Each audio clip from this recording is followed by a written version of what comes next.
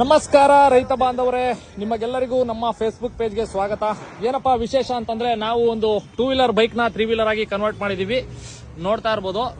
ಯಾಕೆ 65 ಇಂದ 70 ಸಾವಿರ ಚಾರ್ಜ್ ಮಾಡ್ತಾ ಇದಾರೆ ಇವರು ಚೆನ್ನಾಗಿ ದುಡ್ಡು ಮಾಡ್ತಾವ್ರೆ ಇದ್ರಾಗೆ ಅಂತ ಅನ್ಕೊಳ್ಳೋರ್ಗೆ ಒಂದು ವಿಡಿಯೋ ಇದು ನೋಡಿ ಸರ್. ಇದು ಗೇರ್ ಬಾಕ್ಸ್ ಇದೆಯಲ್ಲ, ಇದನ್ನ ಗೇರ್ ಬಾಕ್ಸ್ ಮೌಂಟ್ ಮಾಡಬೇಕು. ಮೌಂಟ್ ಮಾಡಿದಾದ್ಮೇಲೆ ಇದಕ್ಕೆ ಟ್ರಾನ್ಸ್ಫರ್ ಶಾಫ್ಟ್ ಹಾಕ್ಬೇಕು. ಆಮೇಲೆ ಹಿಂದಗಡೆ ಡಿಫರೆನ್ಷಿಯಲ್ ಏನ್ ಕಾಣ್ತಾ ಇದೆಯಲ್ಲ, ಆ ಡಿಫರೆನ್ಷಿಯಲ್ ಹಾಕ್ಬೇಕು. ಆಮೇಲೆ ಬ್ಲೇಡ್ ಸೆಟ್ ಏನಿದೆಯಲ್ಲ, ಬ್ಲೇಡ್ ಸೆಟ್ ಹಾಕ್ಬೇಕು. ಆಮೇಲೆ ಇದೆಲ್ಲ ಯಾರು ಸುಮ್ನೆ ಮಾಡಲ್ಲ ಸರ್.